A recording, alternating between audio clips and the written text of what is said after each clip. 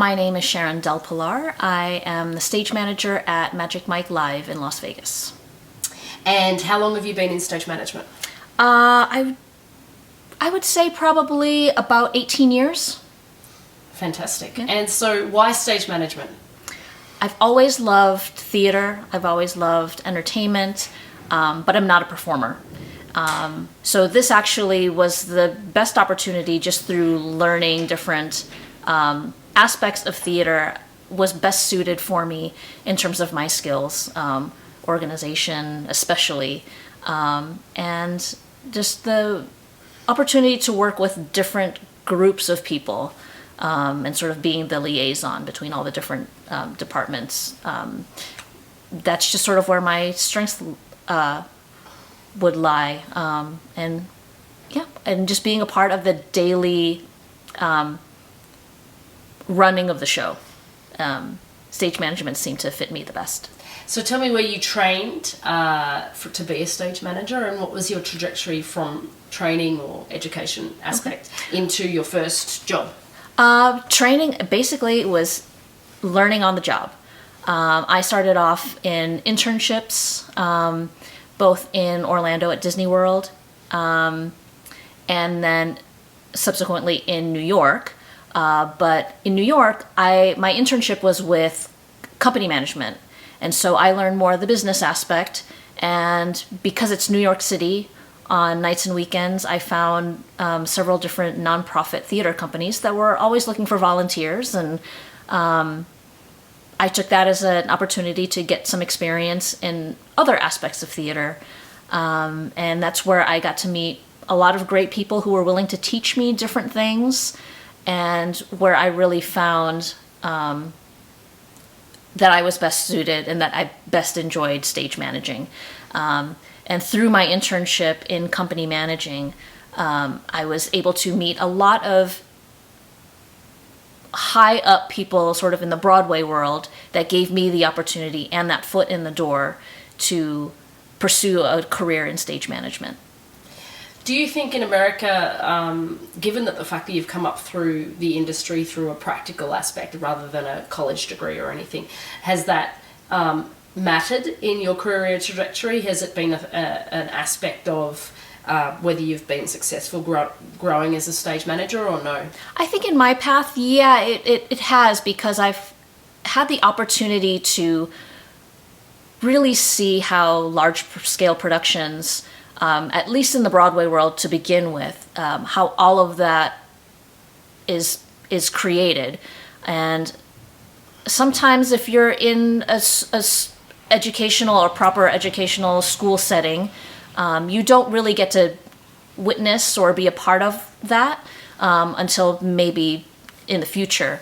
But for me, I best learn by doing.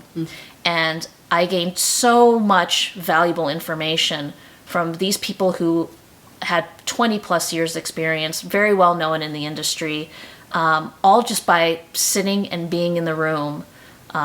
Even if it was just me getting coffee or getting lunch orders, but being able to be in that room and just listening to conversations and watching people work, I gained a tremendous amount of experience that I'm so grateful for. And people just giving me a chance to learn and to do things and to just grow in the industry. So no one in your sort of getting employment has said, oh, you haven't got a degree and that's going to affect whether you have or have not got a job? No, it's never hindered me. It was a concern of mine, but I think just through reputation and showing that I am a hard worker and willing to do whatever it takes to do my part and help in the production, I think that has gone with me and carried with me throughout my career in stage management. I think that's a great comment, because you're essentially saying that if people don't have the ways and the means to do a traditional education in terms of money or location, that there's still a path into this career via other means. Oh, definitely. Mm-hmm. Definitely. I think there's so many different people who have been in stage management for multiple decades, and everybody has a different story, a different path. Some people did go the route of education. Some people did learn on the job. Some went from one aspect of theater and then transitioned into stage management. Everybody's different and everybody has a different path. So, and I think there's no one right way to get in. Yeah, exactly. No, that's great. So tell us a little bit, how did you land those internships back in Florida to get you started into the industry? My internship in Florida was never intended to be in entertainment. It was sort of to learn about the travel and tourism industry.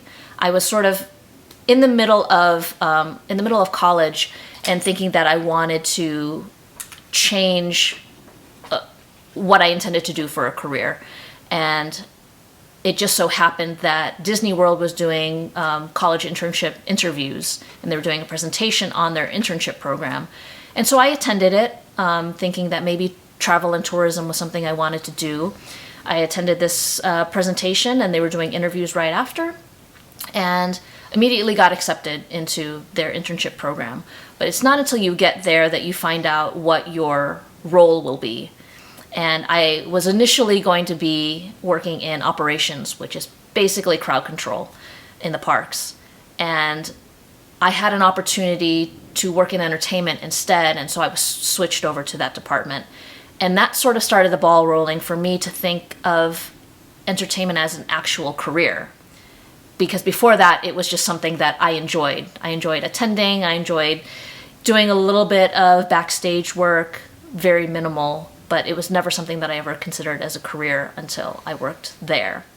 And then after about, the internship ended, it was a one semester long, and then I got a full-time job there.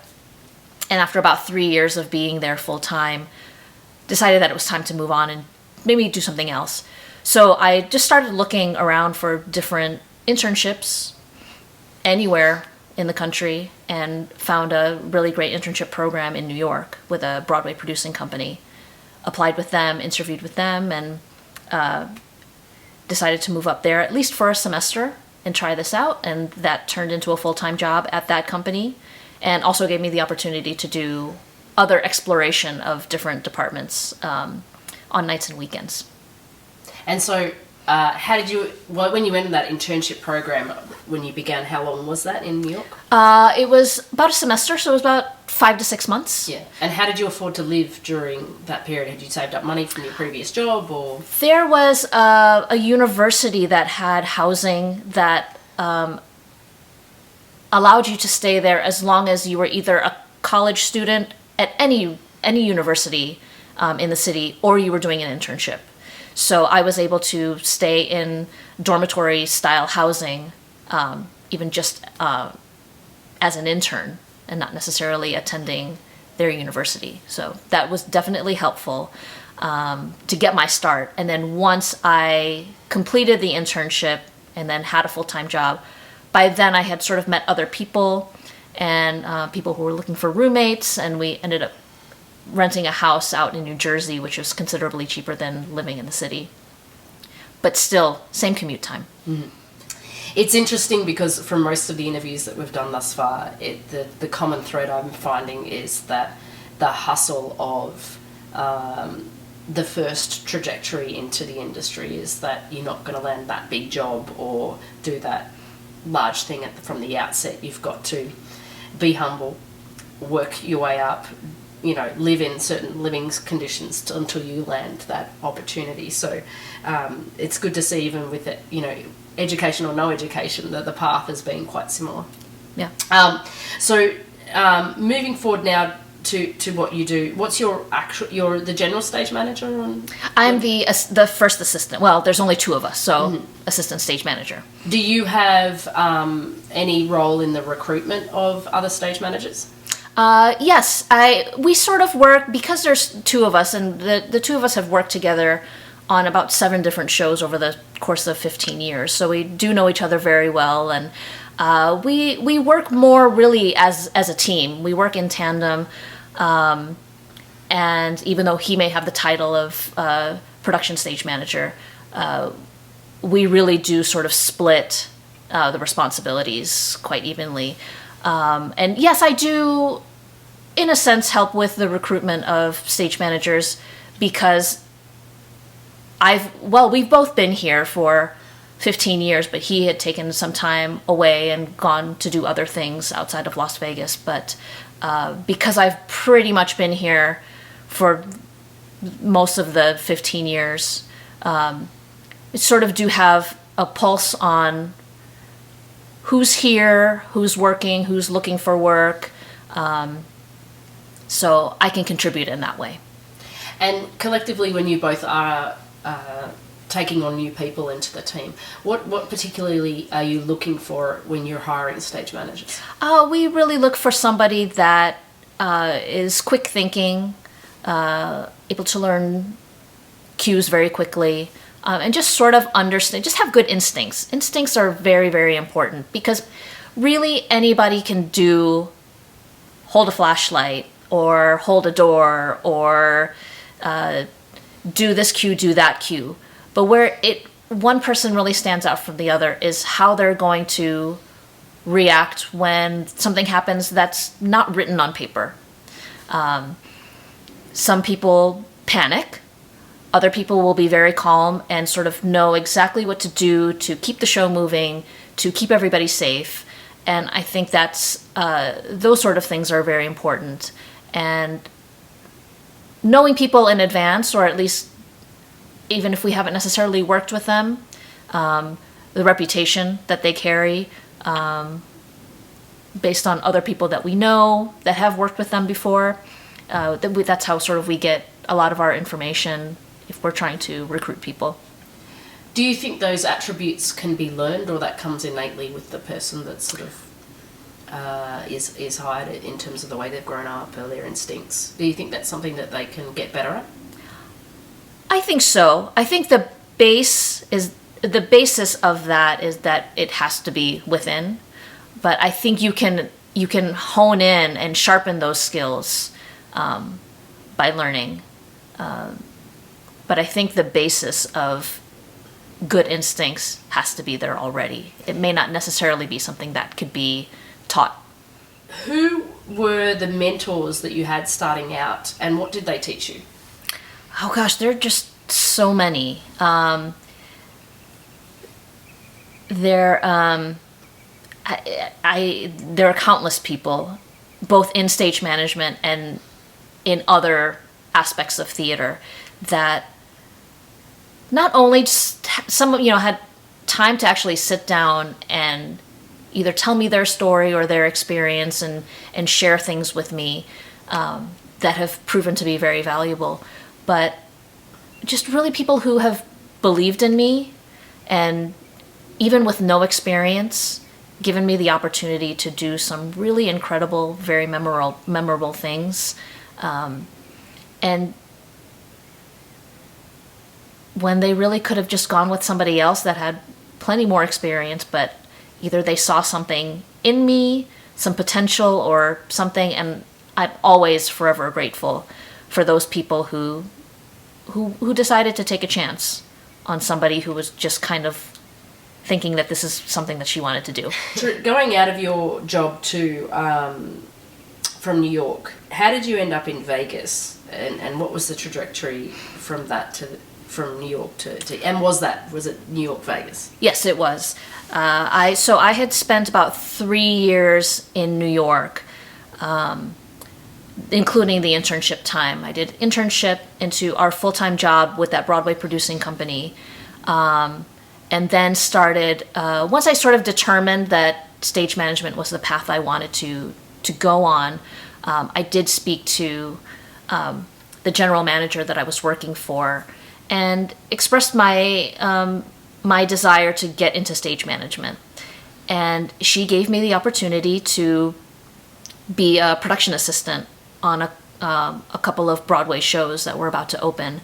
And so from there, I worked directly with the stage managers and did a couple of shows that way, and then ended up becoming a sub-stage manager, on-call stage manager for some of these Broadway shows. And from there, my parents had been living in Las Vegas. And at that time, there were a lot of different Broadway musicals that were coming to Vegas for sit-down productions. And and of course, most of those companies were based in New York because they were musicals. And I had the opportunity to be a production assistant on Mamma Mia when it was opening here in 2000, I believe it was 2002 or 2003, at the Mandalay Bay. And because I had worked with that production company, or that managing company in New York, and I had family who lived here, I was hired to be a production assistant and ultimately their on-call stage manager, or their vacation stage manager. And so I came in and I spent about 2 to 3 months here helping them open the show, and then I would come back here whenever they needed somebody to cover a vacation. And I did that, and then the following year there was another production called We Will Rock You. It's a Queen musical. They were doing the exact same thing that Mamma Mia was doing. They wanted somebody to come and open the show, and so I thought this is a great opportunity to work with another different group of people, different set of producers, different set of general managers. So I'll go do that. Came to Vegas with the intention of 3 months in Vegas, open the show, go back to New York. Well, in the middle of the whole production process, they had a change in staffing for stage management, and I was asked to stay on. And so I stayed on as the assistant stage manager and did the entire run. And timing just worked out that show closed. Another one was going to open. It was a same show, a very similar show that I had done in New York, same company, and they asked me to be a part of that because I was familiar with working with the creative team. And that just led to more work, and would just basically hop from one show to the other. And before I knew it, 15 years, I'm here and still working. So, yeah. That's excellent. In that time, over the 15 years, and probably even earlier since that, because you've been in the industry for 18 or so, how has the practical aspect of stage management changed? And when I talk about that in terms of software or the technical aspects of the job, and has the advancement of technology improved or made certain processes easier in stage management? Well, it definitely has changed quite a bit. Just in the nature of technology, what you had 2 years ago is almost obsolete. But I think the basic way that we operate, the show that I work on now is not a huge corporation in the way that Cirque du Soleil is, or some of these other companies that have multiple shows spanning the globe. Right now, we're basically our own show, and we do have other productions. We have one in London. A production in Berlin was just announced yesterday that will be opening later this year. But we still basically operate as a single show. And so we don't have big, basically a whole software internet thing where we're basically using Word and Excel. So that gets us through a lot of stuff. But in terms of production value itself, that's changed quite a bit because we have a lot of projections now that are being used. Some of the highest technological equipment for scenery, when it comes to lighting, when it comes to sound, and all of that is constantly changing. And we try to keep up with the times as best as we can, but in the nature of technology, stuff is always changing, stuff is always improving. I guess one of the biggest aspects that I can think of is that our show in particular, due to the nature of our venue, we don't have a place or space for spotlight operators. So we use a system called black tracks, which has become a little bit more common. I've seen it used in theme park shows and some Broadway shows as well. But that to me was a relatively new technology when we started using it when we opened the show about 2 years ago, and I'd used it on another show prior to that, about a year prior to that. So learning sort of the quirks of that and the challenges that come with that particular system has been a great education. Can you explain a bit more about what that is? Yeah, black tracks is basically, I guess the easiest way to describe it is that they're almost like spotlights that will follow without the use of an operator. So what the actor, the performer will wear little beacons. You'll see like little white balls on their costume pieces that are used as trackers. And you have a programmer come in and program which lights need to follow that performer. And they're depending on where they are in the venue. For our particular show, the entire venue is our performance space, not just the stage, but the aisles and tables and the balcony and wherever we can move them about is we put them there. So basically, these lights will just follow them as if it was a person behind a spotlight following our performer around.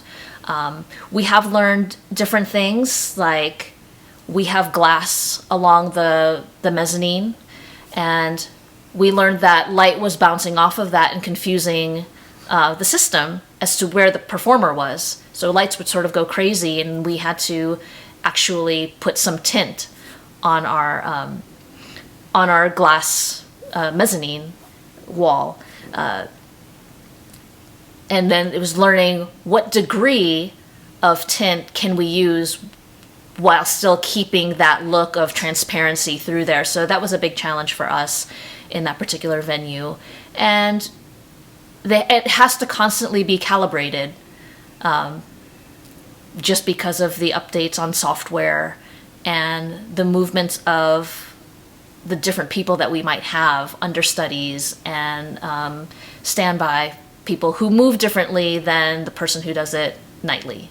So the system is constantly learning. We're constantly learning how to better operate the system. And that technology as well is always changing. So that's a learning process for us. Do you have a contingency for when they don't follow the performers? What's the backup? Yeah, we do. We've had a couple of times where either batteries have completely drained much quicker than we thought that they were going to, or we just have some sort of system issue. And we do have backups where we just throw lighting, general lighting, in an aisle or on the stage, depending on where they are at that point in the show. Right. And so our lighting, our light board operator has all of that sort of programmed in. He or she can just punch it in when we need it and just throw light, general light on stage. So in that case, you would say that despite the fundamental practical aspects of stage management, there is a constant learning curve as technology evolves for the stage managers to adapt, and also from the base level of calling the show itself, but also preparing from a contingency point of view, how you deal with it when that technology doesn't work. Oh, definitely. And because shows seem to get more complex as the years go on, we want to always try to be as knowledgeable as we can. We don't necessarily have to be an expert, but have at least some general knowledge of how things operate, and come up with contingency plans. It's always something that we're working on, not only to keep the show moving, but also for the safety of our performers.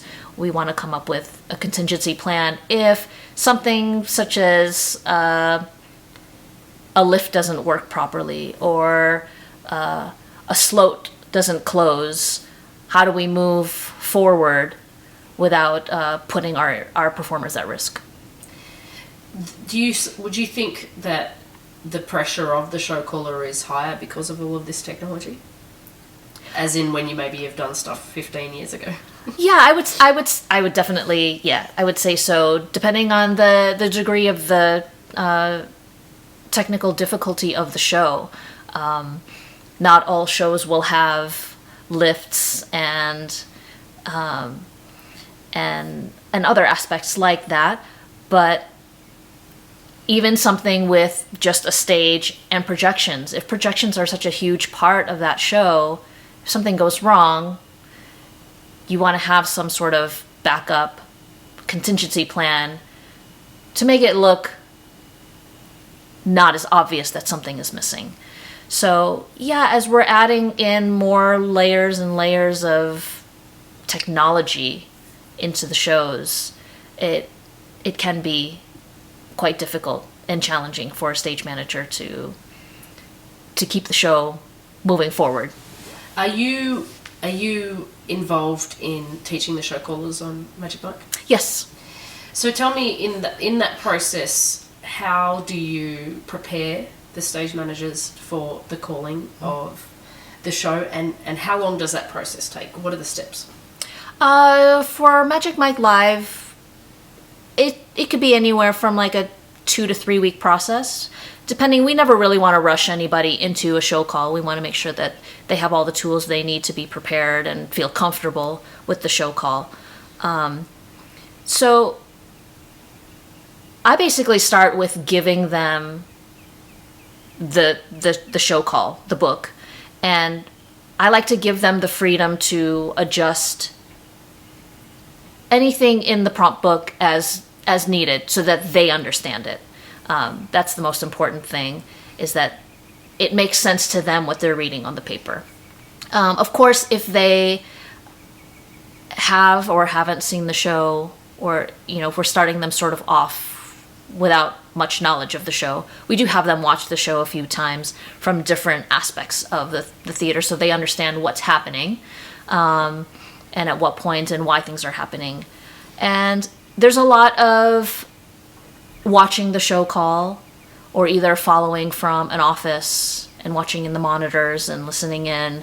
But I've just learned over the years, not just at Magic Mike Live, that everybody learns very differently. Some people like to have their own quiet time and sort of absorb the process. Other people like to be in there and sitting and watching and following every night. Some people just like to jump in and maybe do a certain section of the show. So we're very amenable to however people want to, whatever their process is in terms of learning. And when people feel comfortable with the show call, we'll stand back and let them take the reins. Yeah. Oh, good. Is there many need for emergency contingencies in Magic Mike, and how do you prepare stage managers for that? There aren't too many, because we only have one section of our stage that opens up, and a set piece comes out from under the stage. We have that. We have a couple of aerialists that come from up above, but as a whole, we basically will just make an announcement and stop the show and see if that's something that we can fix. And while all that's happening, we send our MC out into the house and kind of just entertain the audience and do a little improv and chit-chat with the audience. And she'll basically also just update our audience if it's going to be an extended period of time that we're going to be working on an issue. But generally, we are able to continue running as we can. We may have to cut a number or two, but generally, yes. What we do is the certain sections that especially involve safety, we do have contingency plans that we have rehearsed, and we'll rehearse maybe every 6 to 9 months, just with our performers, so they know exactly what they need to do should something happen. Our crew knows exactly who's doing what task for either some sort of aerial rescue or something like that. Everybody has an assigned task, and we'll just review that every once in a while, so everybody it's fresh in their mind. So if that occurrence comes to fruition, then we all know what we need to do. Do you have a comment on the titles of stage management, and do you think globally that should be more defined between what those roles exactly are? And also, do you think that there's a particular type of stage manager that is involved in creating the shows, and then another sort of breed of stage managers that operate the shows? Yeah, it's very different from show to show. When you're working on a Broadway show, you typically have the production stage manager who stays with the show through its run, and basically also sort of takes on the role of assistant director in a sense, in that he or she maintains the direction that the director has set forth. That's part of their responsibilities. And then you have the stage manager, who's basically the first assistant to the production stage manager. And then if there is a third, then you'll have the assistant stage manager. In a Broadway setting, everybody learns the show call, because then there's a rotation that allows the production stage manager to go out into the house, watch the show, take notes, and then as well run rehearsals, understudy rehearsals, and get all the understudies up to speed, especially if a show has just opened. In some cases, the production stage manager has also been involved in casting, and we had one instance on one show where we had to cut the show down from the original running time. I believe the original running time was something like 2 hours, and they wanted to cut it down to an hour and a half.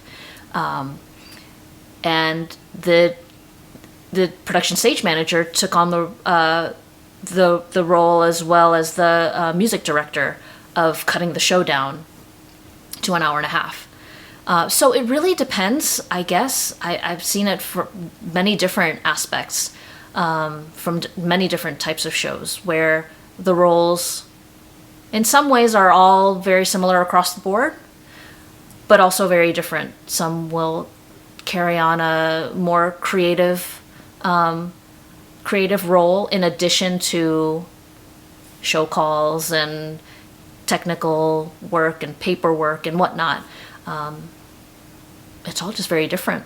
And it would be nice to have something a little more across the board around the world, so everyone sort of understands everybody's role. But I'm not quite sure how that would be possible, but it would be nice.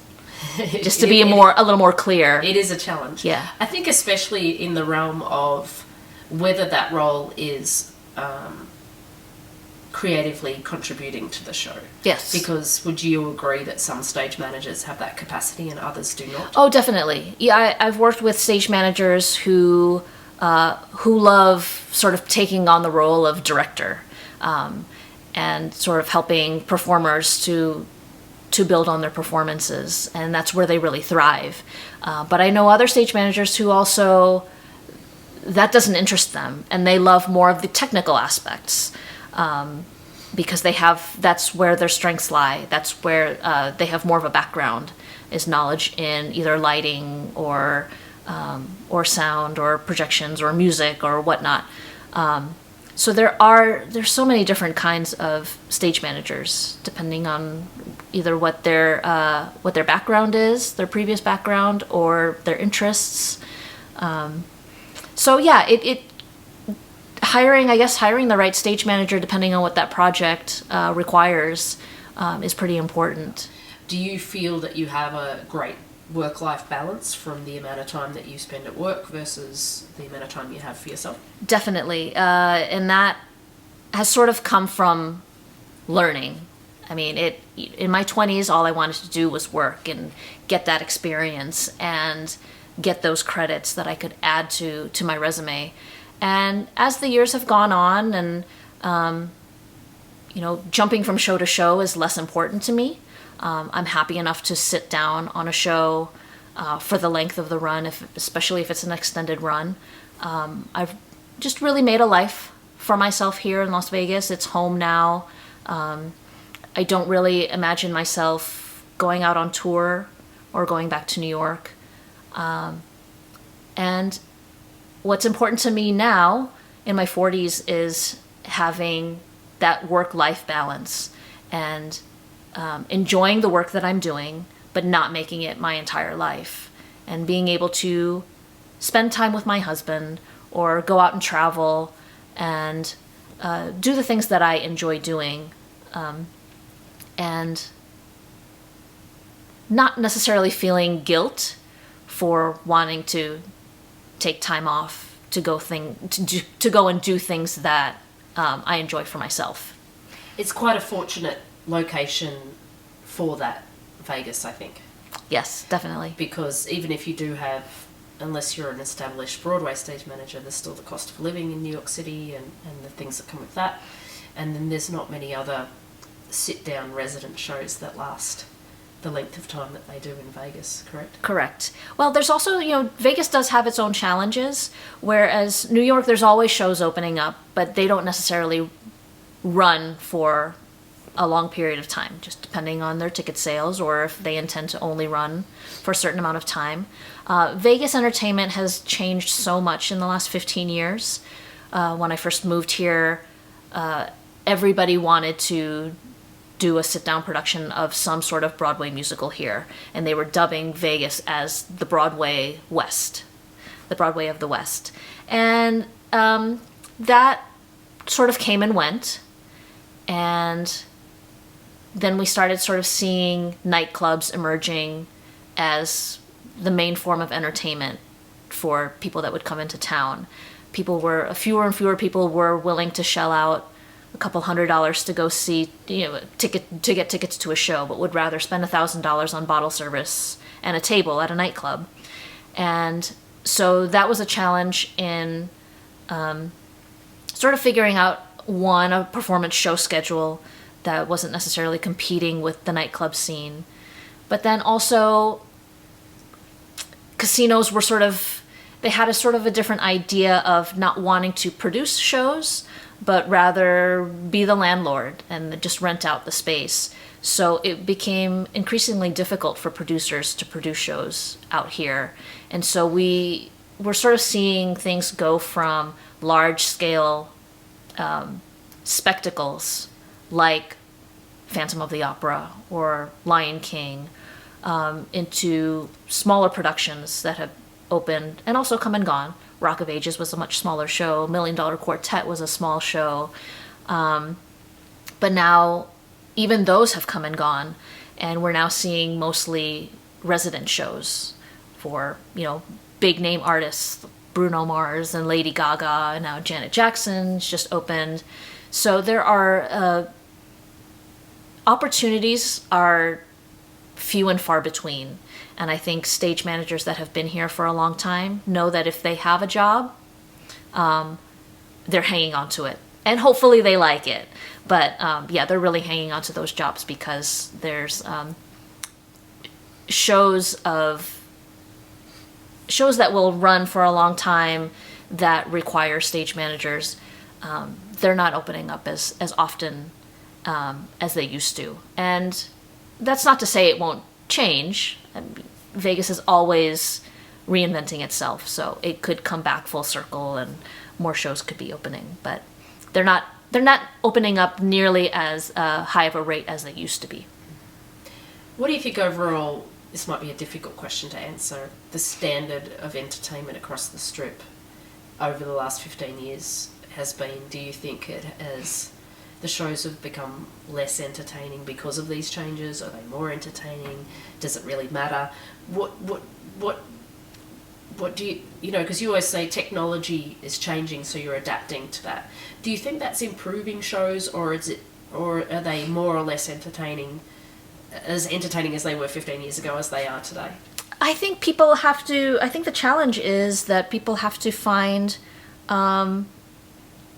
have to be more creative in terms of how they're going to stand out from all the other shows here in Vegas, because I don't know what the statistic is now, but it used to be that any given tourist that would come to Vegas would see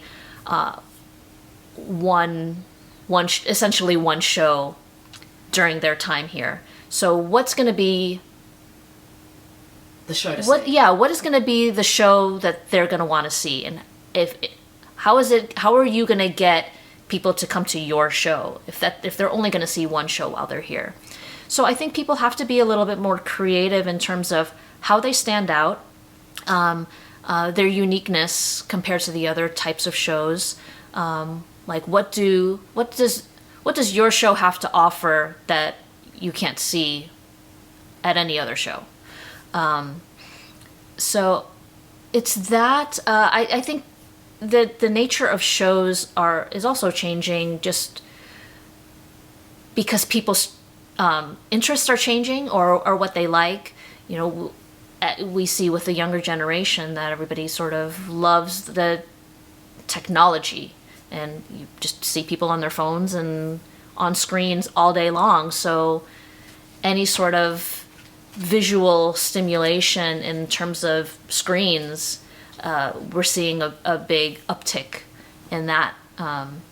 But again, it comes with costs, and some producers don't have the ability to shell out that kind of money to do that kind of thing. So we're also seeing small shows with, you know, your typical Vegas entertainment, magicians and whatnot. So it's just really finding a way to make yourself unique, but also relevant to what an audience wants.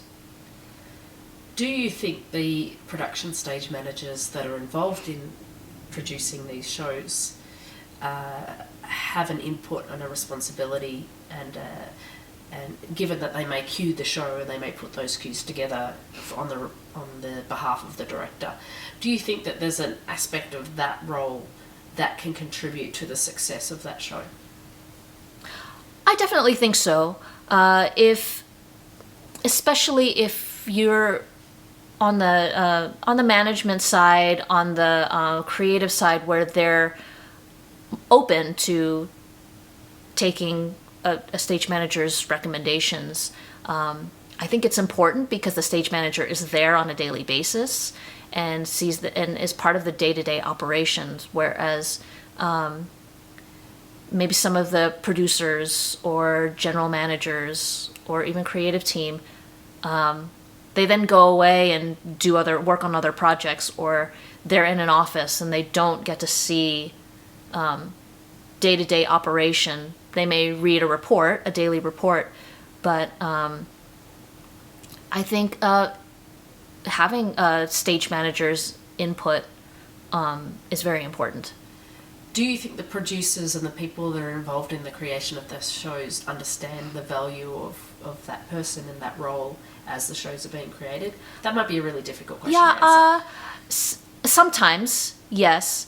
I find it more if that person, whether it be a general manager or producer, if they have that, if they've been in a stage manager's shoes,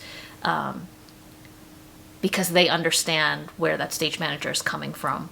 But if it's somebody who has basically spent their entire career as a producer or a general manager in an office, I think it's just a little more difficult, a little more challenging for them to conceptualize what it's like working on that physical production on a day-to-day basis, and sort of understanding what the needs are and what the challenges are. And so it can depend, but it is always very helpful when you have somebody who is there that knows where you're coming from. Yeah. And we're very fortunate at Magic Mike Live that our general manager, she used to be a stage manager, and we had worked together as stage managers. So when we express our concerns about anything or any challenges we're coming across, she understands where we're coming from because she's been there. So that's been really important and really helpful for us to be able to convey what we need and or what the challenges are.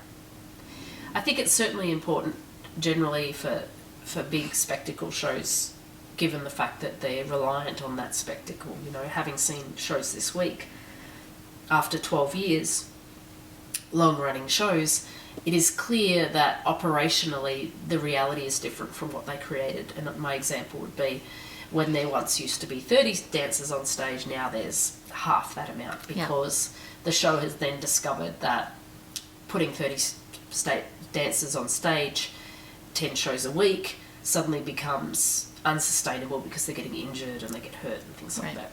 So I think the production stage manager and the people who are involved in preparing and running the show have a responsibility to be telling the directors and telling the producers what is sustainable over a period of time. Yes. Is there anything that in Magic Mike that they wanted to do that were you a part of the creation? Yes. So is there anything that they wanted to do that your team advised and that they didn't do, or is there something that you found out later was not sustainable in the runs that you do on an operational basis? I think one of the biggest things for us is our show does not have swings, so everybody covers internally, and that becomes a challenge when we have multiple people out, and whether that be for injuries or vacation time, personal days or whatnot, but it becomes increasingly difficult for the cast members who are actually in the show, because they're not only doing now their track, but they're also doing other aspects of the show to cover certain parts. And doing that plus 10 shows a week becomes very, very taxing and results in further injuries. And we sort of have, over the last 2 years, it's been coming in waves. Everybody will be healthy for a while, and then it just seems everybody gets injured at the same time. And so trying to find a way to cover so that we can put on a show, we have gone back to the creative team and the producers about maybe the possibility of getting swings to sort of help alleviate the pressure on the rest of the cast, or finding ways to alter some choreography that might minimize some of the injuries because of the nature of some of the dance moves that puts that we've seen sort of a higher rate of injury, where we're going to take them out of that aspect of it.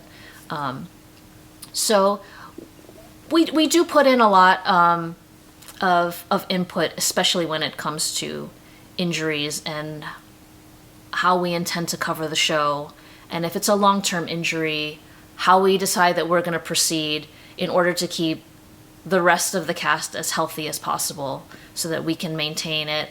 We can maintain the show as best as we can with what we have. And they've been pretty amenable to whatever we need to do, and very supportive of what we need to do to keep the show going. That's an operational reality, right? Yes, absolutely. And it's something that no one really thinks about when you're creating a show. And no one really knows how it's going to turn out until you're doing it for 2 years, 10 shows a week, virtually all year long. Yeah. So, yeah. No, you can't plan for everything. No, that's correct. One last question. For those who are trying to get into the industry as a stage manager, aside from taking internships and getting practical experience, is there anything else, maybe particularly in soft skills, that that people who are trying to get into the industry should work on. A lot of the interviews that I've had thus far talks about college education or training in stage management gives you the practical aspects of the job, but not necessarily the soft skills that are required, and yet stage management tends to be 90% people management. Yes. And so given that that's not necessarily part of a curriculum, how does one who is a young stage manager grow in that aspect of the role, given that it's so important? I think what people don't, what people take for granted is being in a room and just being silent and listening to what's happening around you. There was a technical supervisor who had many years of Broadway experience that gave me probably one of the best pieces of advice that I take with me even to this day. And he said, "Steal with your eyes." And I've used that many times where I am just either in a corner and just listening and watching to what's happening around me. And I've learned so much. And not just in how I want to do things, but how I don't want to do things. So I feel like any opportunity that you can, that you have to do that, it's going to be a good opportunity because you're going to take something away from it, whether it be that's how I'm going to do that or that's not how I'm going to do that. I think it's also important to try other things, because I think you gain not only knowledge in what that person does, whether it be wardrobe or lighting or sound.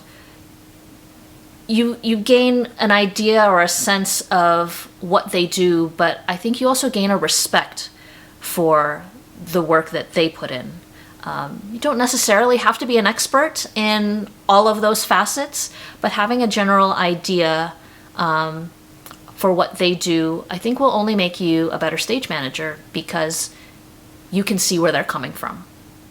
If that person has an opportunity to follow or be in that role, whether it be wardrobe or sound or lighting, it will only help sort of understand where they're coming from, what they're doing, and it will only make you a better stage manager, because you know you're in their shoes. You've been in their shoes. I really like the answer to that question. Yeah. Very nice way to finish the interview. Thanks. Thank you so much. Thanks for having me.